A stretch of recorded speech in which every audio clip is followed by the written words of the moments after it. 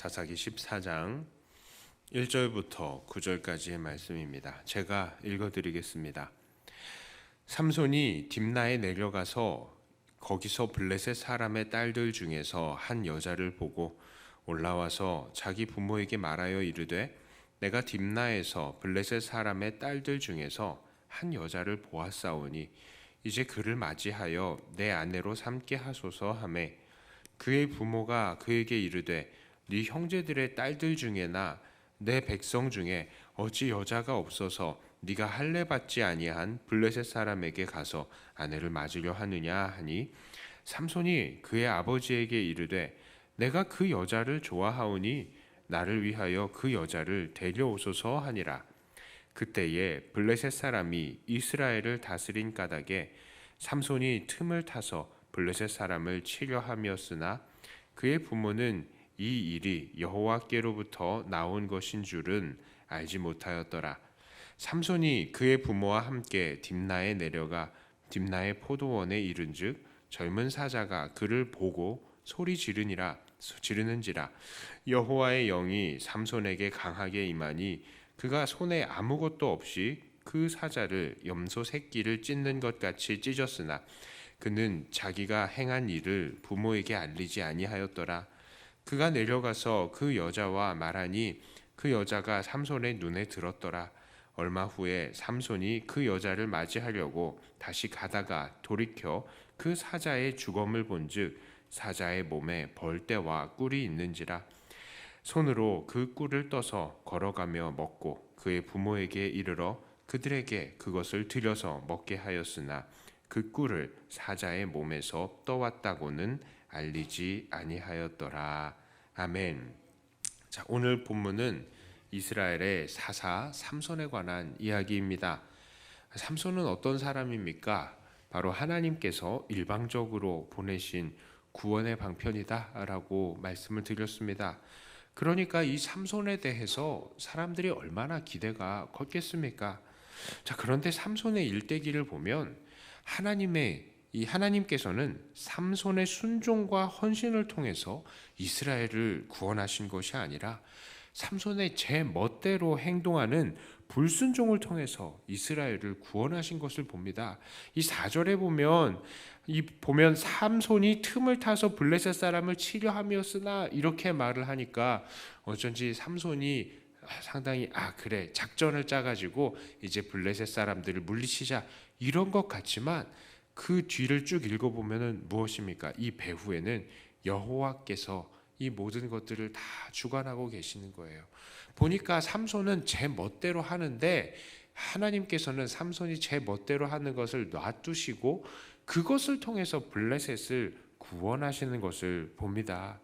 자, 삼손 또한 어떻습니까? 점점 타락해가는 이스라엘의 이 사사의 최저점을 찍는 불명예를 아는 사사가 되는 것입니다.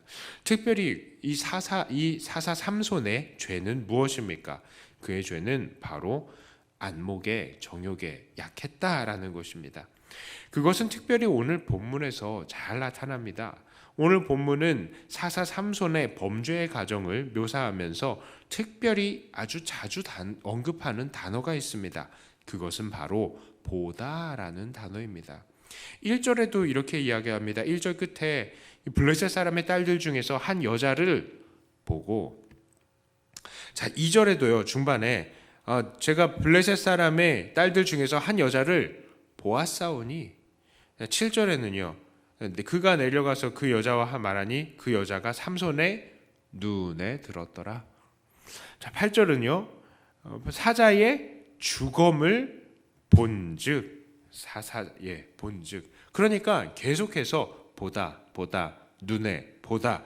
삼손은 자기가 보고 자기의 눈에 들어와서 좋은 것들을 거침없이 취했던 사람이라는 것을 알 수 있습니다. 자기의 눈에 좋아 보이니까 동족과 결혼하는 것이 아니라 이방의 블레셋 여자를 취하려 했고, 자기 눈에 좋아 보이니까 시체를 가까이 하지 말아야 하는 이 나실인의 신분을 무시하고 사자의 시체에 있는 꿀을 따먹고 그 꿀을 가족들에게까지 나누어 주었습니다. 나중에는 블레셋의 기생 들릴라를 보고도 마음에 들어서 그녀를 가까이 하다가 결국 머리가 밀리고 두 눈이 뽑히는 형벌을 받은 것입니다. 이런 삼손의 태도는 당시 사사시대의 죄악을 종합하면서 말하는 사사기의 주제와 일맥상통합니다. 사사기 17장 6절이 바로 사사시대에 있는 그 시대 정신을 아주 대표적으로 말하는 구절이라 할 수 있습니다. 17장 6절에 이렇게 말합니다. 그때에는 이스라엘에 왕이 없었으므로 사람마다 자기 소견에 옳은 대로 행하였더라. 자, 여기 9절에서 이렇게 이야기를 하죠. 오늘 우리 삼손의 죄악이 언급된 것과 마찬가지입니다. 자기 소견. 이 말이 뭐냐? 바로 자기의 눈에 옳은 대로 행했다라는 거예요.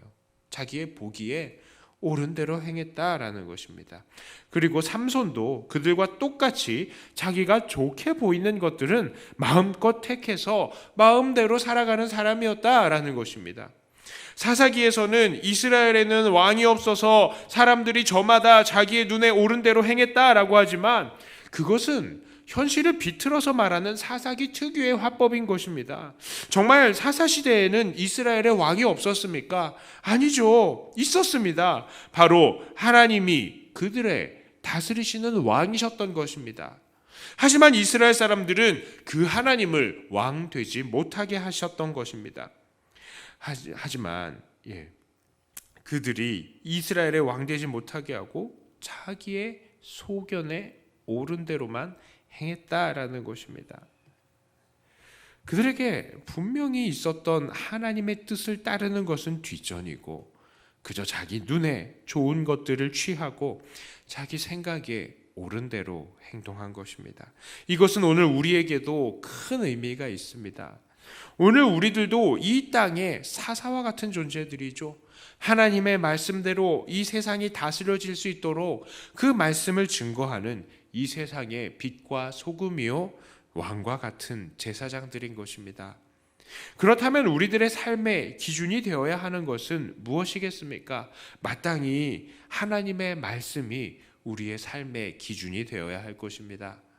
그런데 정말 우리는 하나님의 말씀을 우리의 삶의 기준으로 삼고 살고 있는 것입니까? 아니면 그냥 우리 눈에 보기 좋은 것들을 취하면서 살고 있는 것입니까?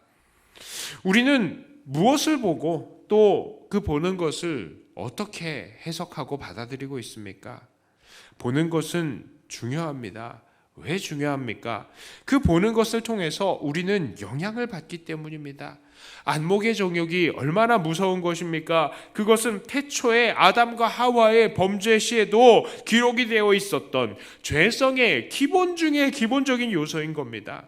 사람은 눈으로 보는 것에 많은 유혹을 받습니다. 좋은 물건을 보면 어머 이건 꼭 사야 돼 하는 그런 마음이 드는 거죠. 예쁜 것을 보면 가지고 싶고요. 맛있는 것을 보면 먹고 싶고 예쁘고 잘생긴 사람을 보면 계속 보고 싶어지는 거예요.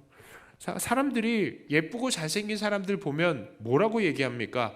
안구정화한다라고 합니다. 안구정화한다. 예쁘다. 계속 보는 거예요. 그만큼 보는 것에서 오는 만족이 큰 것입니다. 그런데 우리가 좋은 것을 보고 좋은 자극을 받으면 얼마나 좋겠습니까? 늘 하나님 말씀 보고 하나님 앞에 헌신하는 믿음의 형제들만 바라보면 얼마나 좋겠습니까? 하지만 그렇게 살지를 못하는 겁니다. 계속해서 더 예쁜 사람, 더 좋은 물건, 더 좋은 집들 찾아다니고 하나님의 은혜와 관련이 없는 것을 계속 바라보는 것으로 만족을 느끼려고 하는 것, 그것은 분명 잘못된 것입니다.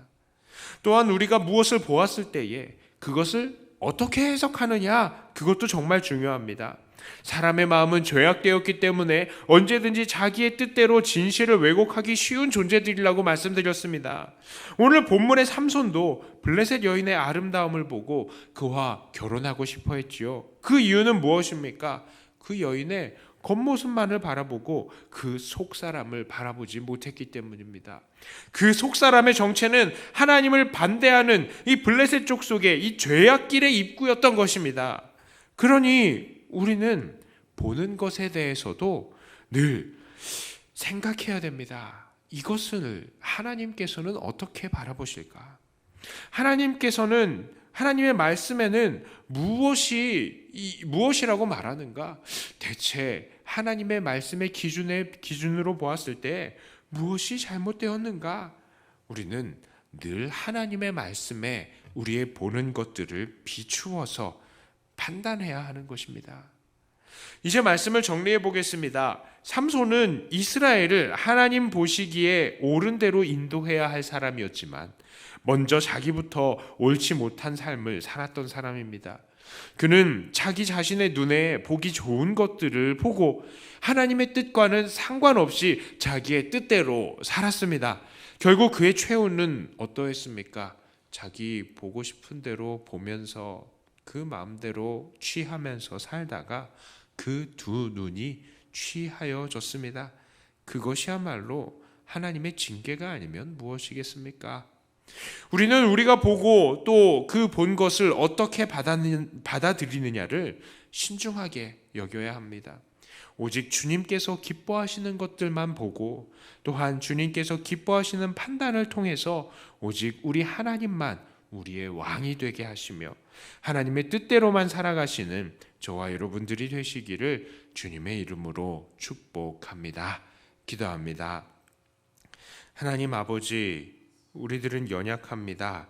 우리들은 보는 것에 얼마나 약한지 모릅니다.